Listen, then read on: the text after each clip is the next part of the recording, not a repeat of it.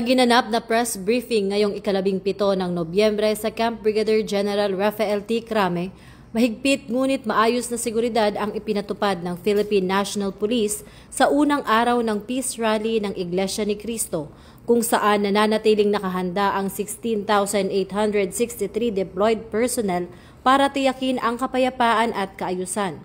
Sa bilang na ito, 13,751 ang aktibong nakadeploy, habang ang iba ay nasa resting at rotation teams upang matiyak ang tuloy-tuloy na police presence sa susunod pang mga araw. Bagamat tinatayang 300,000 ang posibleng dumalo, umabot lamang sa humigit kumulang 40,000 ang aktwal na lumahok sa unang araw.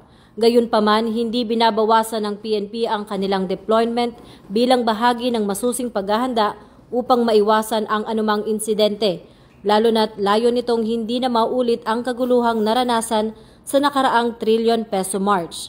Nagpatupad din ng PNP ng serye ng preemptive measures kabilang ang pagbawal sa pagdala ng malalaking bag, pagbabawal sa pagsuot ng face mask, at masusing pagsita sa mga nakasuot ng mask at cap para maiwasan ang posibilidad ng pagdadala ng kontrabando o pagtatago ng pagkakakilanlan. Isa rin sa mga kondisyong ibinigay sa mga dadalo, kabilang ang mga miyembro ng INC, ay ang pagbabawal sa pagdadala ng placards upang matiyak na nananatiling mapayapa at hindi nagagamit sa anumang provocation ang pagtitipon. Maraming checkpoints ang itinayo sa mga pangunahing kalsada bilang bahagi ng seguridad. Sa kabila ng insidente ng saglitan na girian sa pagitan ng ilang vloggers at pulis sa People Power Monument, nananatili namang kontrolado ang sitwasyon at mabilis itong naresolba ng otoridad. Iginiit din ng PNP na mananatili silang mahigpit sa pagpapatupad ng panuntunang hindi maaaring magsagawa ng rally ang mga walang permit, bilang bahagi ng kanilang mandato na protektahan ang publiko at tiyakin na nananatiling mapayapa ang lahat ng aktibidad.